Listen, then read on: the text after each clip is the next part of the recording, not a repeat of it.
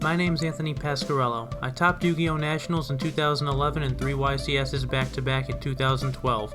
Although I stopped playing in 2013, I've rediscovered my passion for the game through older formats and love sharing ideas about how to play. This is Yu-Gi-Oh! Masterclass. I'm by no means a Yu-Gi-Oh! Master. What is going on, guys? Welcome to Masterclass. Thanks so much for being here. We're going over the first place deck of Really Big Edison Tournament number 2, which is Zombies. Now, this is a much different build from my zombie deck, and to tell you the truth, this one is much better. This is the one I used to top a regional in Massachusetts with an actual Edison format. Give or take, I don't remember the entire list. But I remember it being a ton of floaters, tomatoes, pyramid turtles, pretty trap heavy from what I remember. Caius's, Dark Arm, a lot of synchroing, a lot of level 6 synchro summoning, and just not really giving my opponent chances to OTK by keeping a lot of floaters on the field. Now this is fine, but in a faster Edison format where people are figuring out combos, and we're talking 10 plus years later from the original Edison format, so now people know how to make things happen, know how to improve the quality of the decks, the speed and the consistency of the decks. That zombie deck doesn't really hold up against the other competition, but a deck like this does. Also, congrats to Xeris for winning Really Big Edison Tournament 2. This is their build. I'm very excited to try it out, and I just wanted to give them some credit before we actually jump into these games. Now, let's go over what's in it. Goblin Zombie. The core of any zombie deck. We got our Goblin Zombies, our Turtles, Zombie Master, Plague, these four, and Mizuki. Let's move Mizuki over here because you're going to see these guys in almost any zombie deck.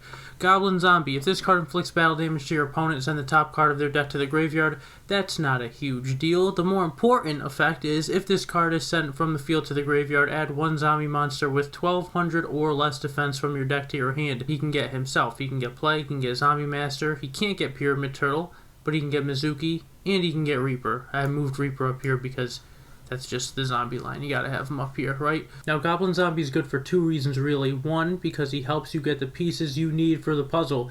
You want to start your combo, you want to OTK your opponent, you want to put pressure on the field. When he leaves the field, you get your Plague Spreaders, you get your Zombie Masters, your Mizukis. He helps you set up like crazy. And secondly, when you get him back from the graveyard while you're in the middle of a combo for any reason, synchroing or something like that, make a Bryonic, he will get you more cards to your hand to help you finish what you've started. So Goblin Zombie, a very, very good card. Plague Spreader Zombie, it's a level 2 tuner. If this card is in your graveyard, you can place one card from your hand on top of the deck, special summon this card, but banish it when it leaves the field. When this card came out, it was such a game changer. This is a nice card that gets milled from the deck to the graveyard. This card really just runs all the synchroing for this deck, and it did for a long time, except with the inclusion of Deep Sea Diva. When this card is normal summoned, you can special summon one level 3 or lower Sea Serpent monster from your deck.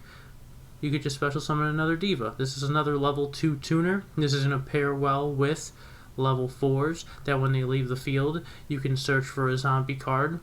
Going to pair well with level 6s for level 8s, and you could throw a lot of other levels in there. And this is really more of an advanced deck. Last time we talked about gadgets, and gadgets are put a gadget down, use a trap card, use a spell card, destroy your opponent, 1 for 1 this, 1 for 1 that, timing, I want to put Fortress on the field before oppression gets activated, stuff like that. This deck is way more advanced than that. This deck has a lot of combos, it has some setting up, you have a lot of decisions to make with a lot of searchers that we're going to see hopefully in these games that we're about to play. But continuing with the deck, Zombie Master, once per turn you could send one monster from your hand to the graveyard, then target one level 4 lower zombie monster in either graveyard, special summon that target. This monster must be face up on the field to activate and resolve this effect.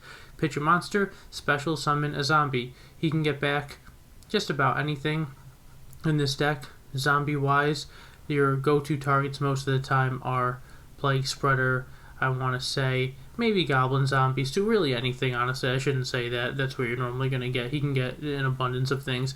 Pyramid Turtle, more floaters. When this card is destroyed by battle and sent to the graveyard, you get special one zombie monster with 2,000 or less defense from your deck. He can get literally any of the zombies here. Anything you want right here. He's nice because you could crash into an opponent's monster, get something that you need if they attack into something, and they're trying to be a little aggressive, you can get another one, you could stall out, you can get a goblin zombie, and then when this gets destroyed, you could add something to your hand and set up for your winning strategy, whatever that may be. Varies from game to game. Mizuki, you could banish this card from your graveyard, then target one zombie monster in your graveyard, special summon that target. This is an amazing card. This is at 1. Plague Spreader Zombie is at 1. These are cards that if you could have more of, you'd be doing much crazier combos, so these have to be limited, and Mizuki is a huge reason why, because you would just be doing crazy plays with Mizuki if you could, but you still will even at 1 because you have other cards that help him hit the field much more in addition to all these monsters, and we'll go over that soon. Spirit Reaper, the classic, can't be destroyed by battle. After resolving a card effect that targets this face-up card, destroy this card. When this card inflicts battle damage to your opponent by a direct attack, discard one random card from their hand. Now, 3 things with Reaper, right? Can't be destroyed by battle. That's fantastic. Just set it in defense mode, and a lot of times your opponent's going to have some trouble getting over this for a turn or two, so it's a nice little stall card, but if they have a brain control, a mind control, really anything that targets this card and keeps it on the field, it is going to destroy itself instantly, so that is one way to make it not so busted, right? Because it is really good not being able to be destroyed by battle. But more importantly, even with 300 attack, if you could sneak in and attack with him, yeah, you might take some damage when they attack over it and don't destroy it by battle next turn, but you're going to pluck a card from their hand when you attack directly, and you know how important card advantage is in Yu-Gi-Oh! I can't stress it enough. You always want card advantage, especially if you can gain some in the early game. This card will help you do that. It's good early game with stuff like that. It's good late game with stalling. This is one of my favorite cards. Unbelievable card, and hopefully we can do some work with it soon. Gores. When you take damage from a card in your opponent's possession, you can special summon this card from your hand. You must control no cards to activate and resolve this effect. If summoned this way, activate the appropriate effect based on type of damage. Battle damage is special summon it. Have we not gone over Gores in any of these decks that we've played? It feels like we haven't, but this is one of my favorite cards ever made. A lot of these cards are. I really like zombies, to tell you the truth, and the fact that, the more... I'm going to start digressing. Sorry, going on a little mini rant right now. The more I play Edison, the more I'm starting to notice what decks need, and I feel like there's a checklist, and on that checklist, Gores and Tragodia are like partially their own little checkpoint. If you could play a deck like Gadgets doesn't play Gores, I like decks that could play Gores because a lot of opponents are going to try to finish the game sometimes, clear your board, do what they have to do, and I notice a lot of people play very aggressively. If they don't have an out to Gores, sometimes they still will attack, and you could put your Gores down. Well, let's see what Gores does. For anyone that doesn't know what Gores does, if you control no cards and you get attack directly, when you take the battle damage, you special summon Gores from your hand. 2700 attack, 2500 defense. You could special summon him in defense mode, so they can't enemy controller tribute one of their monsters, take your Gores still in battle phase, and attack you with it. But you also special summon a Gores token, and its attack and defense are equal to the amount of damage that you took. So if you get hit with a Monarch, 2400 or something, you special summon a 2700 beater and a 2400 beater with 2400 defense. If they don't have anything else after that, next turn you draw, turn Gores to attack mode, turn the token to attack mode, attack over the Kais for 300, you attack for 2400 with the token. Oh no, they have Gores, they drop it, and now they're gonna do some crazy stuff next turn, so don't attack directly unless you have outs for Gores.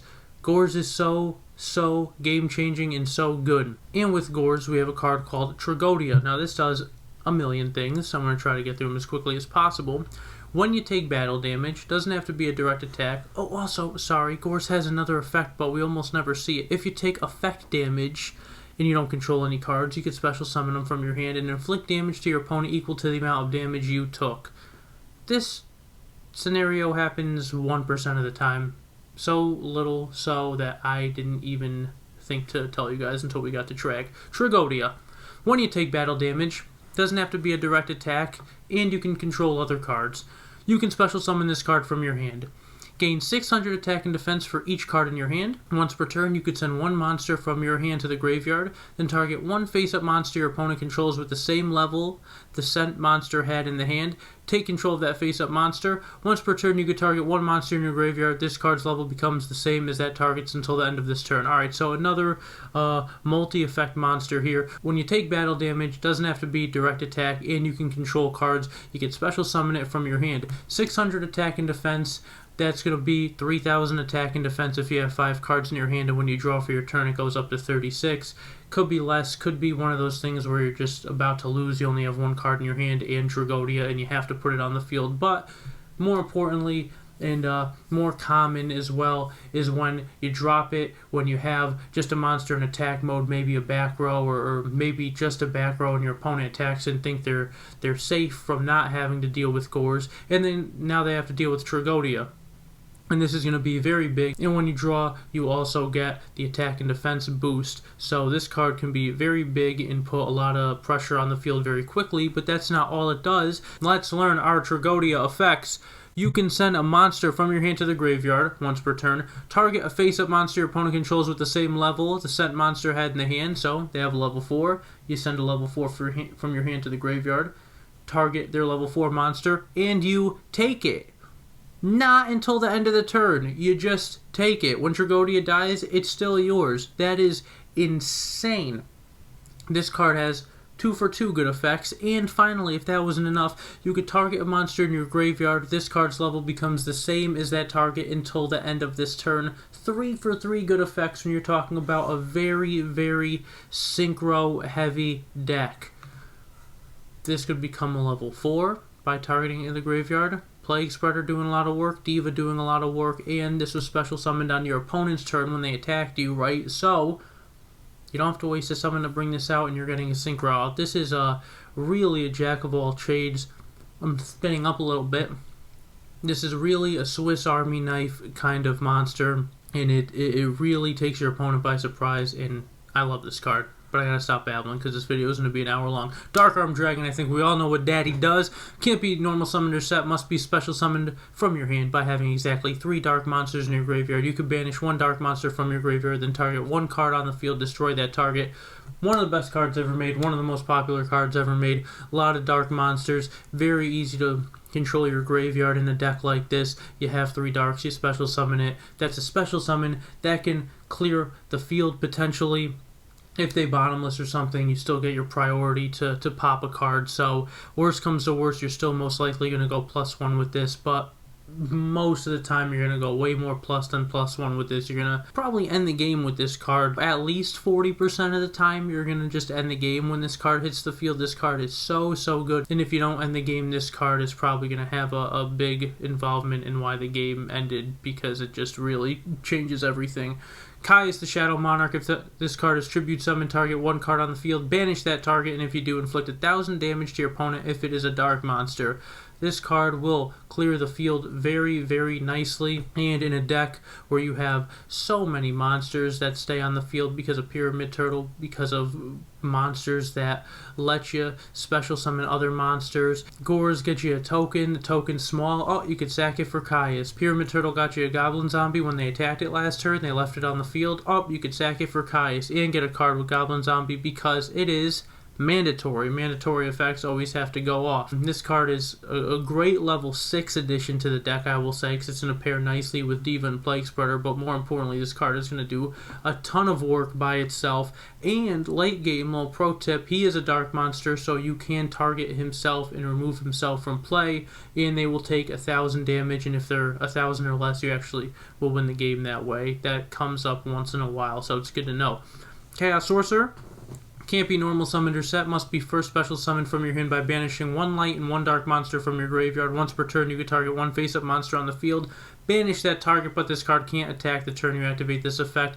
Very nice floater card to have in here. You have a couple Raiohs, you have a Lila, you have 3 light monsters in here. They're going to be very accessible in this deck. Chaos Sorcerer is going to be very easy to put on the field. 2,300 attack is very respectable, but more importantly, if your opponent has something that's bigger than 23 and you can't deal with it, you can just remove it from play. And it's another level 6, and it's a special summon, not a normal summon. Even though this deck special summons a ton, you're going to see that soon, I'm sure. This is just a really, really nice card to have in here, and I feel like a lot of the decks in Edison format don't get to take advantage of Chaos Sorcerer. This is one that does, and it is a great card to have in here. Deep Sea Diva we went over. When this card's normal summon, you can special summon another one from your deck. You could also special summon a Spined Gilman, but this deck doesn't play this. This only plays 2 divas, so one's going to get the other, and that's all they're going to do. Level 2 tuner, fantastic. Raioh, when this card is flipped, destroy a card on the field, send the top 3 cards of your deck to the graveyard. Everyone knows little Raioh, right? Little son of a bitch. We got, can't skip over Sank, are you kidding me? If this card sent from the field to the graveyard, add 1 monster with 1500 or less attack from your deck to your hand. This is the errated version, so I'm not going to read any more. Yep, when this is sent from the field to the graveyard, you get 1500 attack monster or less from your deck to your hand. Classic vintage Sangan, one of the best in most used cards of all time, probably. Lila, Light Sworn Sorceress. You can target 1 spell trap card your opponent controls. This card's battle position cannot be changed until the end of your next turn. Also, change this card you control from face-up attack position to face-up defense position, and if you do, destroy that target. Once per turn, you mill 3 from the top of the deck to the graveyard. Very good for clearing up back rows, which are going to be probably your biggest threat in this kind of deck. You want to get the back rows out of the way so you could put a lot of cards on the field and just end the game. Lila's going to help you nicely with that. And it's nice to have a 3rd light monster because when you see Chaos Sorcerer, you're going to want to be able to play him. Now, onto the spells. Allure, draw 2 cards, then banish 1 dark monster from your hand. If you don't have one in your hand, you have to send your whole hand to the graveyard. You're almost always going to have one in your hand. This card is amazing. Any drawing card is good, and you have control over what you're removing because most of these monsters are dark, which is very nice. Book of Moon, target 1 face-up monster on the field, change that target to face-down defense position. This is going to disrupt your opponent's plays when they try to attack. This is going to protect your monsters. Should you get bottomless or something, you special summon a Chaos Sorcerer, they activate Bottomless Trap Hole. When your opponent summons a monster with 1500 or more attack, destroy that monster, and if you do, banish it. When you Book of Moon, it goes face down, no one knows the attack now. Well, we do, everyone does, but the attack is currently unknown, so it does not leave the field. It stays face down. Book of Moon, very, very good card on both sides. And with it, we have Book of Life. Target 1 zombie monster in your graveyard and 1 monster in your opponent's graveyard. Special summon the first target, banish the second target. This card is so good in this format because the graveyards are so important in Edison format. So not only do you target, this is a Monster Reborn, but really good, right? As if Monster Reborn is not really good by itself. This is like a Monster Reborn on steroids, and you could play 3 of them. You special summon 1 of your zombie monsters, you remove from play any of their monsters. That's insane. That's insane. 3 is a little much. 2 seems very, very good, and this card is going to help you with your combos, and it's going to help you disrupt your opponent's combos.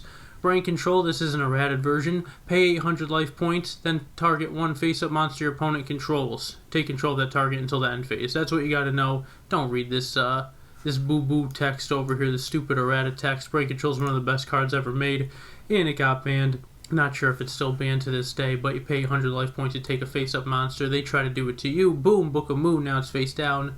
They can't. This is a fantastic card, and it's going to help you take their monster, maybe summon a Diva or a Plague Spreader, synchro with their monster, tribute their monster for Caius. You could do a ton with Brain Control, especially in a combo-oriented deck like this, and that's why this deck plays Mind Control. Target 1 monster, doesn't have to be face-up. Target 1 monster your opponent controls until the end phase, take control of that target, but it can't declare an attack or be tributed. That's not really... Well, this has its ups and downs, right? It's not as good as Brain Control, because sometimes you could just Brain Control, take their monster, and attack with it for game. Mind Control, you can't attack, and you can't even tribute it, but you can synchro with it, and you can flip it. So you could Mind Control, maybe take a face down Raioh or something, flip it, get its effect, and all of a sudden using a mind control, putting it in the graveyard to take control and giving it back, that's a -1, right? But if you flip a Raioh and you pop a card, now they're down a card, so you're each down 1 card. When you give the Raioh back, now it's even, and I'm pretty sure they would have been happy to have the Raioh effect pop one of your cards, so you kind of disrupt them a little bit while also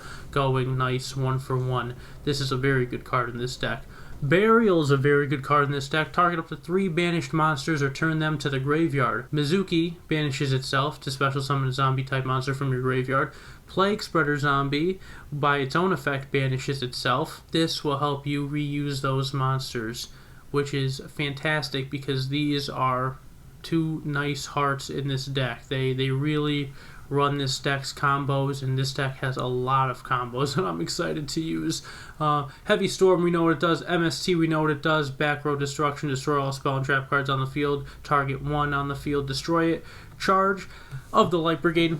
Send the top 3 cards of your deck to the graveyard. Add 1 level 4 lower lights 1 monster from your deck to your hand. That's great because you're milling 3 cards, and this deck likes to mill because it wants zombies in the graveyard so that you can Book of Life them. It wants Mizukis in the graveyard so you can special summon. It wants Plague in the graveyard. It wants light monsters in the graveyard so you can special summon Chaos Sorcerer. They're all lights 1 monsters, so they're all Charge of the Light Brigade targets. Great card. The milling is good. Adding 1 is good. It's a 1 for 1, except the milling is fantastic. Foolish Burial, very handy card. Send 1 monster from your deck to the graveyard. This is going to help you start a lot of combos and get yourself out of a lot of different pinches, and it's very timely because based on when you use it, you could do a ton of different things with it. On to the traps. We know what the core traps do, right? Bottomless, when your opponent summons a monster, 1500 or more attack, destroy it, banish it. Torrential, when a monster summons, destroy all monsters on the field. Solemn, pay half to negate basically anything but a monster effect. Mirror Force, when your opponent's monster declares an attack, destroy all opponent's attack position monsters. Call the Haunted, target monster in your graveyard, special summon it in attack position. When it dies, this card dies. When this card dies, that card dies. Phoenix Wing Wind Blast, great addition in this deck. Also note, just 1-ofs, all 1-ofs in the trap department. Bottomless could be played at 2, just 1. Wing Blast can be played at 3, just 1. Everything else has to be played at 1, I believe. No Deep Prisons. Call the Haunted is a nice thrown-in card. Mirror Force to stop the attacks. Wing Blast is disruptive. Our favorite trap, Dust Shoot, look at their hand when they have 4 more cards in their hand and put a monster back in their deck. Unbelievable card. Phoenix Wing Wind Blast, discard a card, then target 1 card your opponent controls. Place that target on top of the deck. This card will give your opponent hell when they're trying to set up and they want to draw more cards to advance their setup, and you just keep putting stuff on top of their deck. This pairs very nicely with Raioh. There's a perfect circle deck. I'm not sure. We do have it right here. Look at this deck quickly. 3 of these, 3 Rises, and Treeborn. This is a really, really fun format to play. This is a great deck to play. You could play without Crush cards. I don't think a ton of people had them back in the day, and it kind of takes the fun out of this format a little bit. And also Light and Darkest Dragon came out, so you could take out the Zoborgs for those. But this isn't about this. Put cards back on top of your opponent's deck. What are they supposed to do? You're going to end a lot of games if you play multiples. This deck only plays 1, and I can't really blame them. You don't want to discard a lot of these cards because they're so useful. The only ones you do want to discard really are Mizuki and Plague Spreader, right? Or probably your 2. You can get away with discarding other stuff, other zombies that you can Book a Life and stuff, but you really don't want to Wing Blast important cards. That's probably why they only elected to play 1. And the final trap card is Return from the Different Dimension. Pay half of your life points. Special summon as many of your banished monsters as possible. During the end phase, banish all monsters that were special summoned by this effect. This will end the game. Half your life points seems like a lot, but when you have a lot of banished monsters, they all come out, and most of the time you're going to be synchroing with them, and they're not going to die at the end of the turn from this effect because they're already going to be off the field from having synchroed with them. If you even get that far, you might have to synchro with them and use the synchros to attack for game. You might not even need to synchro summon. You might just be able to bring them out and attack for game. This card is going to end a lot of games. This is a nice looking deck list, and I'm very excited to try it out. Side deck, like most of the time, I don't go over it too much. The only thing I really will touch on are the soul releases. Target up to 5 cards in any graveyard, banish them. I think that's a cool card. It stops a lot of Lights Worn. It will stop zombies. It will stop Vayu if they leave their Vayus in grave. This shuts down a lot of graveyard heavy decks, and we see a lot of those in this format. Kaiku, same thing. When this card inflicts battle damage to your opponent, you could target up to 2 monsters in their graveyard, banish those targets. Your opponent can't banish cards from either graveyard. This is a really, really nice tech card. Removing their cards from play when you do battle damage to them is great, and also them not being able to remove from play cards in the graveyard is really good as well, because they can't remove for Chaos Sorcerer. There's a few things that different decks can do. It's not super relevant in Edison format, but it is a good card, and it is getting a little more popular now, and it is disruptive. The only thing I'll go over in the synchros, we've seen most of these synchros, is just a Revived King Hades. Needs to be special summoned by a Plague Spreader Zombie, level 6, 2450 attack. Synchro monster. Negate the effects of effect monsters destroyed by battle with zombie type monsters you control. He's a zombie. You got a lot of zombies. If they run over an effect monster, those effects are negated. That's a very nice level 6 tech card to have in here, but the 6s you're going to see most of the time are these two bad boys right here. Raioh. You discard any number of cards to the graveyard, then target the same number of cards your opponent controls, or turn those cards to the hand. This says you can only do it once per turn. I think this is the errata version. I'm pretty sure you can do this as many times as you want. You could discard 5 and return all 5 back, or you could go one at a time. There are different scenarios where you would want to play it differently. Now, we are so close to 500 subscribers. I just want to say thank you to everybody who's been following and enjoying these videos. If you do and you're not subscribed, please consider. It would help me out a lot, mean a lot to me. And I really enjoy making these videos, and I'm happy that people could watch them and hopefully learn something from them. If not, at least enjoy some content. So thank you guys again. But without further ado, let's jump into some games. Alright, so let's see what we can do with this zombie deck. Alright, not a bad hand, not a bad hand. Not much we could do. Looking for a Gores or a Trag or something. Alright, interesting. Reaper, 6th card. Do we want to commit anything to the field? Do we want to mind control Diva next turn? Are we worried about putting Reaper on the field? And then I think we're just going to pass. I think I'm just going to pass. Nothing wrong with that. If they have something crazy they could do, then they could do it. Maybe they're worried about Gores right now. Actually, you know, sometimes you can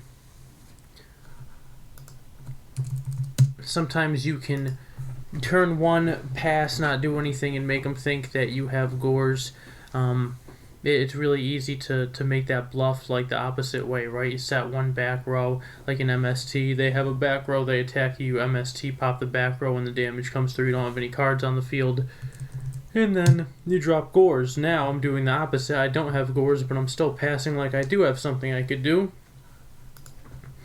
Just 1 back row. We draw Raioh. That's not bad. I actually almost wanted to just set the Raioh and get that out of the way so we could get a clear mind control Diva play next turn.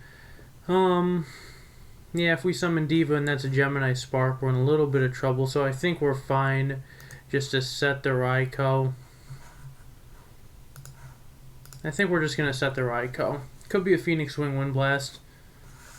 We'll have to take another 19 plus anything else they do, but I am going to play it this way right now.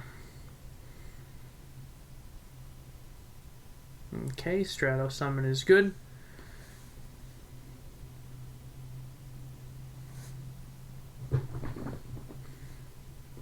Now, barring nothing else, next turn we want to take this because we don't want to get Honested, and it's also the bigger monster, right? It's more of a threat.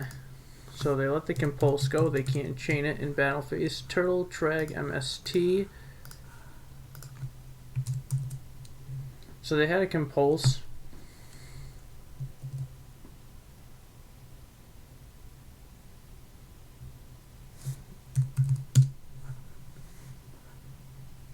For the Gores, if we had it, but we didn't. Are they going to set another back row? No, it's great for us. We draw Sangan. That's not amazing for us, but we can summon our Diva, our Deep Sea Diva, and we can grab another one wherever it is right in front of me. That Book of Life is looking nice too now that we milled, right? Because they have no monsters in there, but soon they're going to. So we could mind control. We're going to take the bigger one. I guess we could try some Goyo stuff, but we don't know 100% what they're playing yet. So we don't want them to Hero Blast, so we're going to make a nice level 6 right here. We could just take that Stratos. I don't think they're going to take it back. Gonna get Raioh for now. And I kind of want a Book of Life, or I could Raioh take this. Book of Life. How do we want to play? I think we're just gonna do this. We're gonna save the Book of Life actually. We're going to attack. This comes in defense. Main phase 2. I think we could make. Do we want to make another 6 or do we want a Stardust? Yeah, I think we're gonna make another level 6. It's a little crazy, but I'm actually gonna I haven't put a guy at night on the field, and I don't remember how long. We could have played this a bunch of different ways. Again, this is preference now. I could have used my Book of Life. I could have kept Stratos in defense mode and turned this into a Stardust Dragon, but they have 6 cards. We have 2 huge cards on the field and a book for protection, so I think we're okay to keep these on the field and let them try to deal with it however they can. Doesn't look like they're going to have to waste their normal summon in Miracle Fuse to get all of our cards off the field, and it doesn't look like they're going to do that. They're starting to set some back rows now. Maybe they drew one for the turn, one off of the Upstart Goblin. But right now it's looking like a typical hero beat deck, so they could have more Compulses, they could have Mirror Force, they could have Deep Prisons. I'm gonna take the bait, and I'm actually gonna put this in defense mode. Doesn't seem like they have too many monsters that can get over 2,000, and they have an Ocean. So I'm gonna swing for 26, attempt to at least. And they're gonna let that go. I think we're safe to throw. Yeah, if we try anything next turn, I think Sangan's always safe. Sangan Solemn. Load up the field a little bit more, put some more pressure on, or maybe they're taking a defensive monster's pressure, but we're actually just getting some nice defense right here. So this is going to be okay. They're going to be able to run over one monster. That Solemn is going to come very, very nice handy. So this is Hero Beat. A Skyscraper pretty much confirms that. Even if this is in defense mode, this only cares about if the attack is higher. So I think he's still going to want to run over the Raioh, which I'm going to allow. He does. Yep, played well. Now I feel like one of the traps is going to be for this, and that's what we're going to have to Solemn. Oh, but we draw heavy. That's a great card to draw. That is a very, very good card to draw. Almost a game-ending card. And we might even be okay to play it right here. I think we're just going to play it right off the top. Yeah, there's the Mirror Force. So he played good with the Mirror Force. And he actually could chain Hero Blast and get an Alias back to his hand. But the Skyscraper goes too. But I think we're just lagging.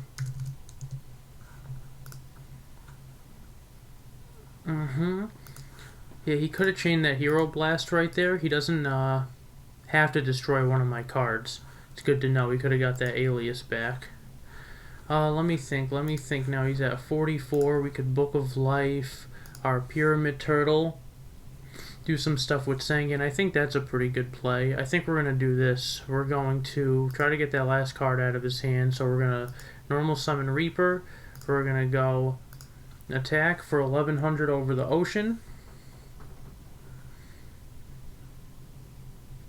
Yeah, I'm going to take that one out of his hand. Hopefully a Miracle Fusion. No, another Hero Blast.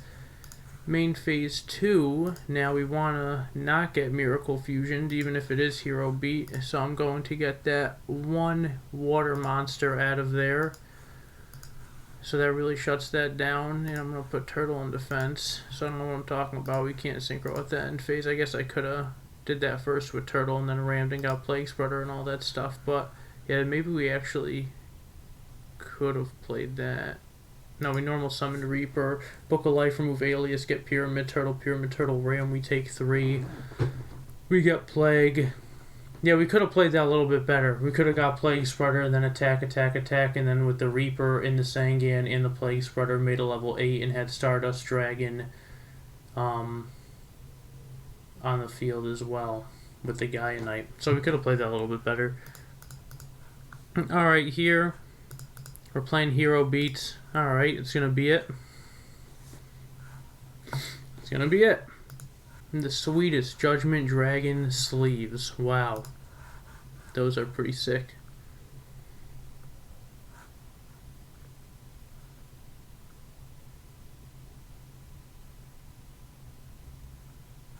Little tea set. Let's start with my Allure.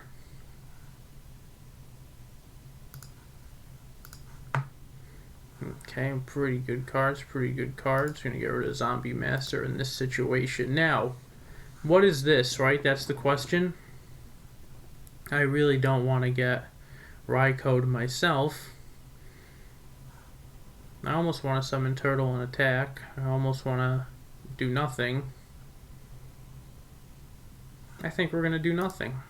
I think we're just going to do nothing. We could summon Turtle and attack, but I want monsters on the field to sack for Caius. Dark Refer. Okay, this is definitely a Raioh. Looks like we're playing Value Turbo.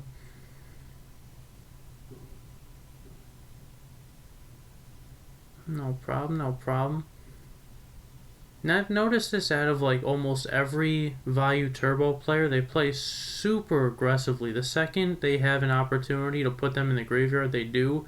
I don't know if they're all learning the same way, but they just attack into both. And right now, I mean, I guess if I drop Gores, they're fine because they have Raioh, so they're not super worried about it. But then I have a 2300 token, and they already normal summon this turn, so it is a little problematic for them. Now, they set another back row, which is good for our heavy, right? But we're still not in an amazing spot. So I'm going to heavy first. If they have Starlight Road, we lose 100%. Nothing we could do. But the way they didn't do anything makes me think that they don't. They let that go. It was a book set. They set a Solemn. Now, we could do a few things. We can't do a ton of stuff. This Raioh makes it very problematic for us. I think we're going to summon Turtle. Attack into this. We're going to take 500. This is going to go to the grave. Yeah, this is a pretty bad look for us right now. Not a whole lot we could do as long as I have that Raioh set up nicely. We could go Mizuki. I think that's the play. We're going to go Mizuki. Attack into this Raioh. Unless it's a value. That's a Sanguine. Turn 1. Wow, everything changes. It was just a little Sanguites. Interesting, interesting. If it was Raioh and popped this, then we could have removed it and put Pyramid Turtle in defense mode, set book, and been okay for a turn. But it's Gale. That's a nice play. I'm going to set this book and pass. Yeah, we're definitely playing from behind already. Maybe you should have set the Raioh. Sanguine fooled us, right? I was all in on Raioh. All in on Raioh, and now we're in a very, very tough spot. There is a Caius, and he's going to go for the back row. See, that is an interesting play, because now we know they have the Gale. He can't special summon the Gale, but I'm going to let that go into defense mode so we have a turn. Even if he special summons Gale and halves us, that's 850.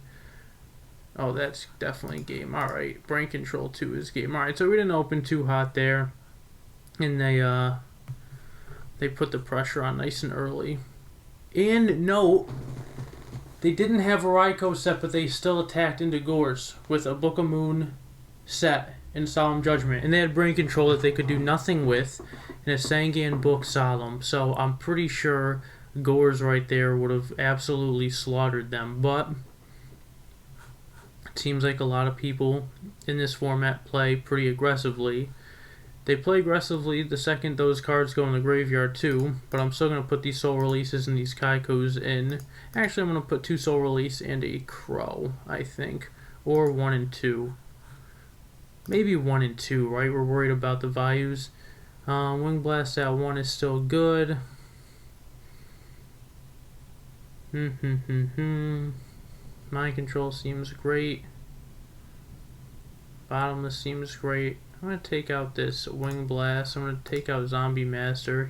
He's probably not a card you should take out, but I always find him just a little late. And if we're taking him out, then maybe Foolish makes sense too. This is a kind of funny how we're side decking right now, but there he is. There's our guy. Good old Gores. Game-ending Gores. Do we even want to set Bottomless? Nah, this time I'm not going to do anything again. And I want to see if they play aggressively again. Now we have DD Crow. Now we have some good stuff to back up the Gores once it's there. Are they going to set Monster in defense mode, or are they going to play aggressively? They go defensive, which is worst case scenario. This is actually great top deck. I was going to say there's not a ton we could do. If it's Sangan again, then it is what it is. I'm still going to synchro with the Diva, I think. Yeah, I'm going to summon the Diva first.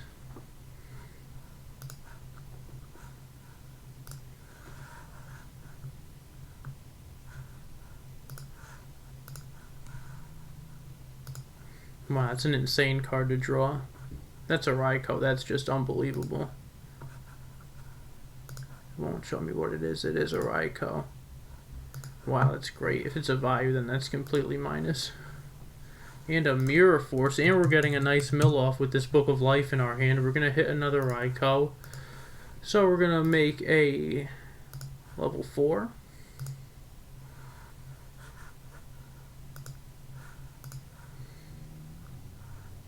And we're just going to go right ahead and make this level 6. I'm going to make the biggest one we can in Goyo Guardian. And we're going to swing. And I think we're just going to set Bottomless and pass. This is looking pretty good. Gale can't run us over. Greffer I am okay with. There's a Sirocco.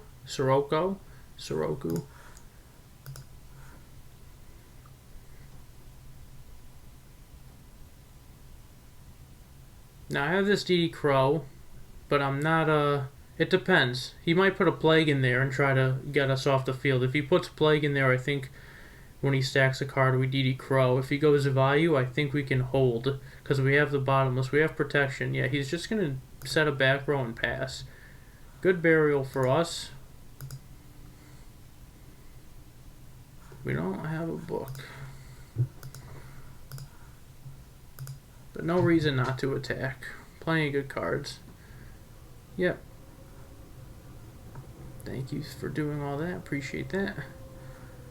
Main phase 2. Do we need to set the Mirror Force? I still don't think we need to. We have Gores, we have Bottomless, and a DD Crow. I think we're just going to pass. We went first. We have 8 to their 4. They have a live value in Grave. A live Armed Wing, rather. But right, we can get this Bottomless off the field is pretty good for us. So it's really 8 to 5. They want to run over the Greffer. I think that's fine. Unless they put Icarus attack in, and we're going to go extremely minus right now. Yeah, I'm going to hold this Crow for better days if we need to do that. I really don't even have to Bottomless this. I could just take it, but that's a very good Torrential. I didn't even have to Bottomless. I could have just let him attack. So a little misplay on my part, right? I didn't have to flip Bottomless. I could have just done nothing. He would have flipped Torrential and killed his own board, or attacked over Greffer, and I would have attacked. I feel like he probably would have Torrentialed his own board. But in response to that summon, I decided to Bottomless. He's just gonna drop a value, and I'm absolutely gonna drop Gores on that because we have Caius, like we talked about, right? This is a low token now, but now we have a nice Caius that's gonna remove this, and yeah, he has nothing for it, right?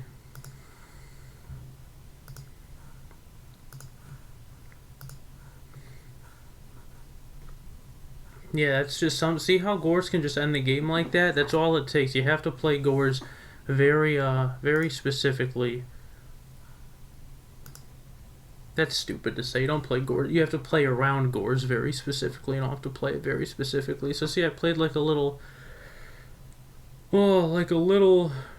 Voyadel, and I still got away with it with that torrential bottomless play. Stuff like that you can overlook easily because you win the game. You don't think anything of it, but that's a huge deal to me. I'm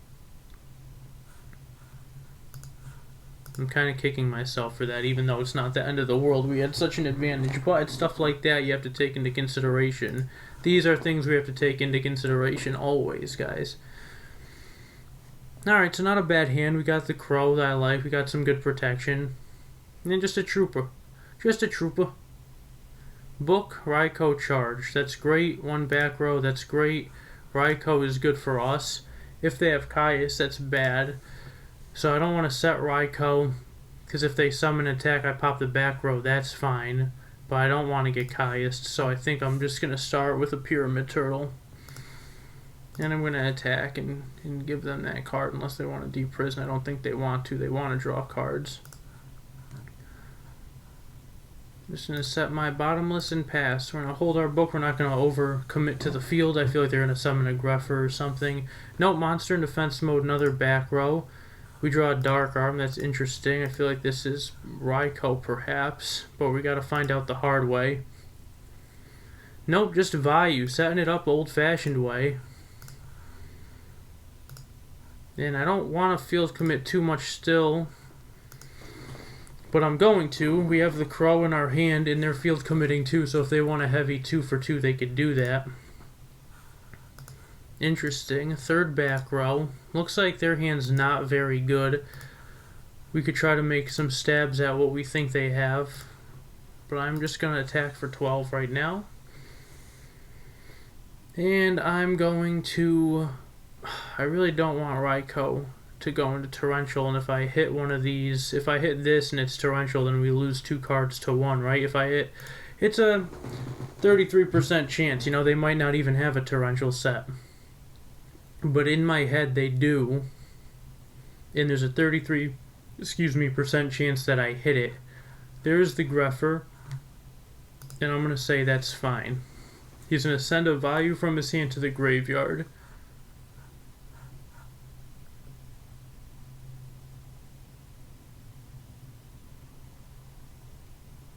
To send a Sirocco. So he's got 2 live cards in there, and he's going right to battle phase, and he attacks the turtle. Now I'm going to take 5 and get the effect. Now what do we want to get? We have Dark Arm and Chaos Sorcerer, so we want some dark monsters, but we also have Raioh, right? So we're trying to figure out, we got to see what we're going to mill. Reaper seems like a really good option right now, but I think Mizuki's also a good option. You know, we have Book of Life. Yeah, this is a bit of a thinker, I think. I think Plague Spreader is good because Book of Life is going to help us a lot. It really all depends what we mill. Yeah, we want to Synchro Summon is what we want to do. And now he's committed to the field, so I'm not super worried about Torrential anymore, right? Good charge of the Light Brigade. Yeah, now we're going to mill like crazy. Yeah, we don't want to over-mill with Raioh and hit the other Raioh or anything like that, so I'm actually just going to charge first, see if he lets that go through.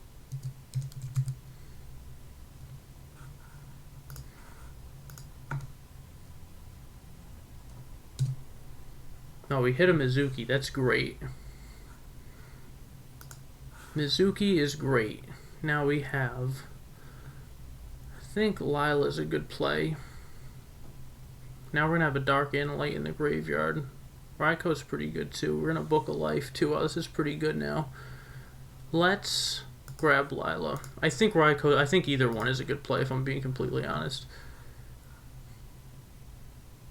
I'm going to flip this Raioh. I'm going to attempt to pop this one.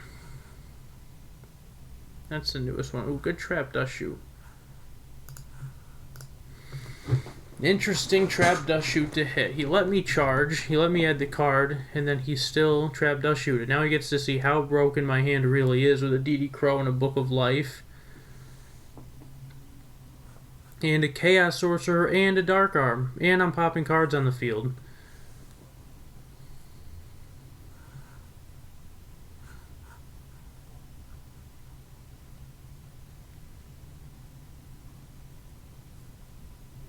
Well, I definitely hit the wrong card with Raioh, but from turn 1, the cards that he's had set, it seemed like that was more protection, so that's pretty interesting.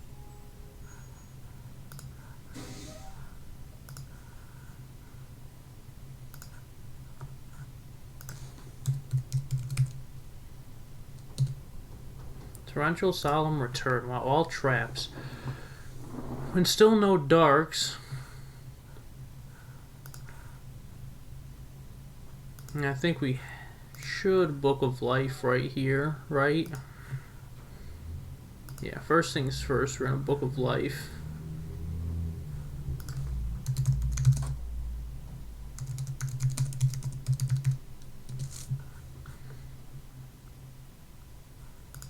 Alright, so it's good. We don't want our Mizuki to get bottomless, right?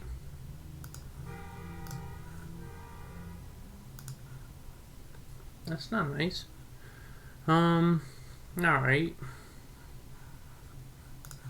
A lot of options with this deck right now, an absolute ton of options.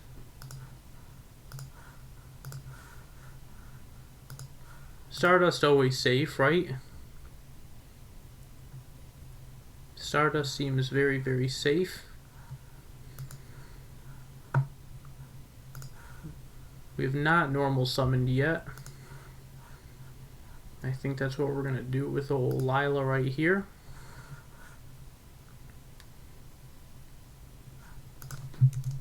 No priority. It's in a torrential. I don't use Stardust to negate that. Now I guess it's probably chainable too, right? But I am going to use the effect. Yeah, it's Mirror Force, alright, so that's good. Now we could drop Sorcerer if we want, but the only dark we have in grave is Plague Spreader. That's pretty bad. Could use Mizuki. Yeah, I think we're gonna Mizuki, right?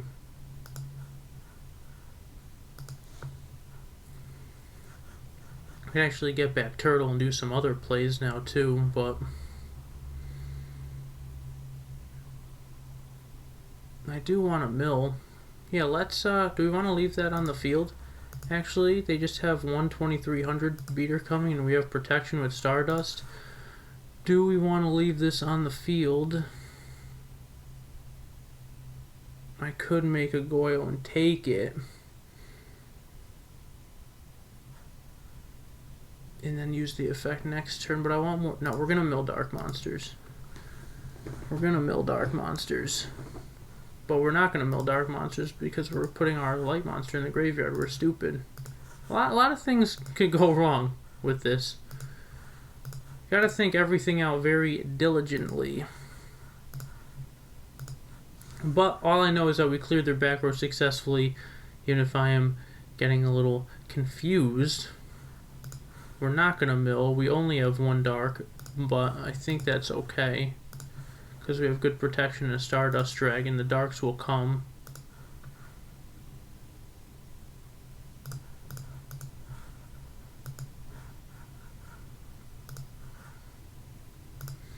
Alright, so they went first. They have 4 to our 8, and they have a value play. They're going to cut that in half.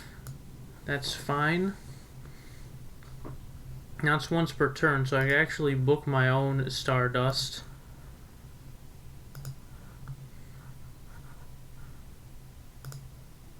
And they're going to take 700, and that's going to reset.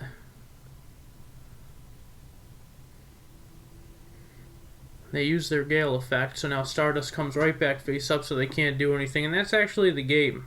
So now let's go over. Now, even though we won, I want to talk about that last turn. and all the options we had.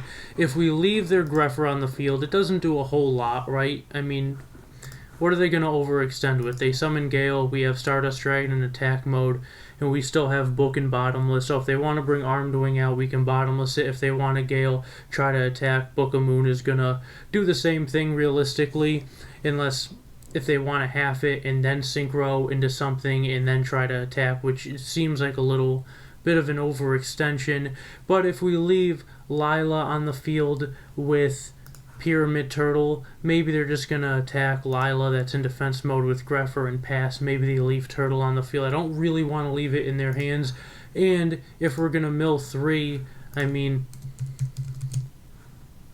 1 Dark Monster, so there's no, even if we didn't mill that Dark Monster, it's really, I don't want to, we could have milled 2 Darks and had 3 Engraven, or 4, and removed 1 for Chaos Sorcerer if we milled 3 and just been like, oh, see, we should have done this, we should have done this. You want to make the best possible play given the odds, and I think taking his Greffer, putting Goyo on the field, not milling and saying, yes, we have Dark Arm and Chaos Sorcerer, but the best thing we could do in this moment for right now and to try to win the game is the play that I made, and I think that's all we can do, because of course you want to think for later on in the game too what's going to happen down the road, but if you could prevent there from being a down the road and just end the game now and put yourself in a really good position now to shorten that road and make it so that you never even have to get there, I think that's what you want to do. If you don't think you're going to be able to do that and you see the game winding out longer, also it's going to play out differently, so then you start thinking other options, and now I have been overthinking that play for a bit, but I do think that that was the correct play. There are probably 5, 6, 7 other plays that we actually could have done, but that one to me seemed fitting, seemed pretty good, and it ended up working out nicely. But remember, just because it doesn't work out, or just because it works out, doesn't mean it was necessarily the right play. So you always want to think about what you could have done differently, and that's why even though we just won, I'm not racing to quit and go, yes, we won. I want to take a step back. I want to say to myself, did we do the right thing? You know, we did I think we did good plays throughout the game with what we could do. All the little micro plays add up. So I do like to go back and look at stuff like that. Just because we won doesn't mean that we did it perfectly. I always want to make the most optimal play possible. I think that is how you become the best player you can be. So thanks so much for watching, guys. I've had a ton of fun putting these decks together and just talking about them and getting to use them and seeing what other people are making and just testing and just playing Yugs. Honestly, I'm having a blast making these videos, and I appreciate all the support that you guys have been giving me with them. So thanks again for watching, and we'll see you in the next one.